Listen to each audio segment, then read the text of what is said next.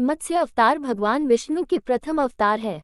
मछली के रूप में अवतार लेकर भगवान विष्णु ने एक ऋषि को सब प्रकार के जीव जंतु एकत्रित करने के लिए कहा और पृथ्वी जब जल में डूब रही थी तब मत्स्य अवतार में भगवान ने उस ऋषि की नाव की रक्षा की। इसके पश्चात ब्रह्मा ने पुनः जीवन का निर्माण किया। एक दूसरी मान्यता के अनुसार एक राक्षस ने जब वेदों को चुराकर सागर की अथाह गहराई में छुपा दिया तब भगवान विष्णु ने मत्स्य रूप धारण करके वेदों को प्राप्त किया और उन्हें पुनः स्थापित किया। एक बार ब्रह्मा जी की असावधानी के कारण एक बहुत बड़े दैत्य ने वेदों को चुरा लिया। उस दैत्य का नाम हयग्रीव था।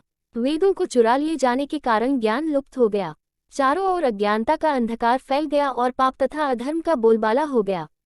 तब भगवान विष्णु ने धर्म की रक्षा के लिए मत्स्य रूप धारण करके हयग्रीव का वध किया और वेदों की रक्षा की। भगवान ने मत्स्य का रूप किस प्रकार धारण किया? कल्पांत के पूर्व एक पुण्यात्मा राजा तप कर रहा था। राजा का नाम सत्यव्रत था। सत्यव्रत पुण्यात्मा तो था ही, बड़े उदार हृदय का भी था। प्रभात का समय था, सूर्योदय हो चुका था। सत्यव्रत कृतमाला नदी में स्नान कर रहा था।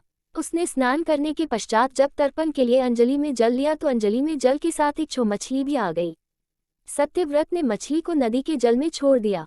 मछली बोली, राजन, जल के बड़े बड़े जीव छोटे छोटे जीवों को मारकर खा जाते हैं, अवश्य कोई बड़ा जीव मुझे भी मारकर खा जाएगा। कृपा करके मेरे प्राणों की रक्षा कीजिए। सत्यव्रत के हृदय में दया उत्पन्न हो उठी।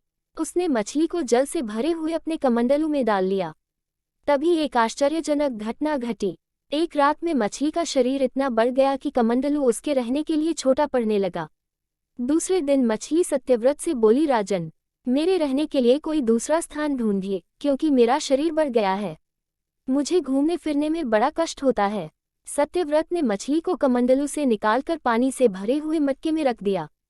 यहाँ भी मछली का शरीर रात भर में ही मटके में इतना बढ़ गया कि मटका भी उसके रहने के लिए छोटा पड़ गया।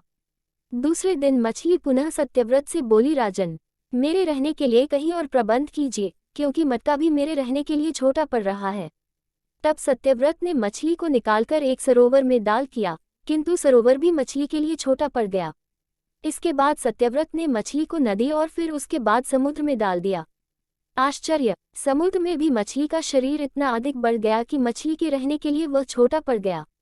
अतः मछली पुनः सत्यव्रत से बोली, राजन, यह समुद्र भी मेरे रहने के लिए उपयुक्त नहीं है। मेरे रहने की व्यवस्था कहीं और कीजिए। अब सत्यव्रत विस्मित हो उठा। उसने आज तक ऐसी मछली कभी नहीं देखी थी। वह विस्मय भरे स्वर में बोला, मेरी बुद्धि को विस्मय के सागर में डुबो देने वाले आप कौन हैं? मत्स्य रूपधारी श्रीहरि ने उत्तर दिया, राजन, हयग्रीव नामक दैत्य ने वेदों को चुरा लिया है। जगत में चारों ओर अज्ञान और अधर्म का अंधकार फैला हुआ है। मैंने हयग्रीव को मारने के लिए ही मत्स्य का रूप धारण किया है। आज से 7वें दिन पृथ्वी प्रलय के चक्र में फिर जाएगी। समुद्र उमड़ उठेगा, भयानक वृष्टि होगी, सारी पृथ्वी पानी में डूब जाएगी। जल के अतिरिक्त कहीं कुछ भी दृष्टिगोचर नहीं होगा। आपके पास एक नाव पहुंचेगी। आप सभी अनाजों और औषधियों के बीजों को लेकर सप्त ऋषियों के साथ नाव पर बैठ जाएगा। मैं उसी समय आपको पुनः दिखाई पड़ूंगा और आपको आत्मतत्व का ज्ञान प्रदान करूंगा। सत्यव्रत उसी दिन से श्रीहरि का स्मरण करते हुए प्रलय की प्रतीक्षा करने लगे। 7वें दिन प्रलय का दृश्य उपस्थित हो उठा। समुद्र भी उमड़कर अपनी सीमाओं से बाहर बहने लगा। भयानक वृष्टि होने लगी। थोड़ी ही देर में सारी पृथ्वी पर जल ही जल हो गया। संपूर्ण पृथ्वी जल में समा गई। तभी उसी समय एक नाव दिखाई पड़ी। सत्यव्रत सप्त ऋषियों के साथ उस नाव पर बैठ गए। उन्होंने नाव के ऊपर संपूर्ण अनाजों और औषधियों के बीज भी भर लिए। नाव प्रलय के सागर में तैरने लगी।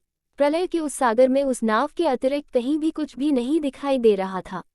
सहसा मत्स्य रूपी भगवान प्रलय के सागर में दिखाई पड़े। सत्यव्रत और सप्त ऋषिगण मत्स्य रूपी भगवान की प्रार्थना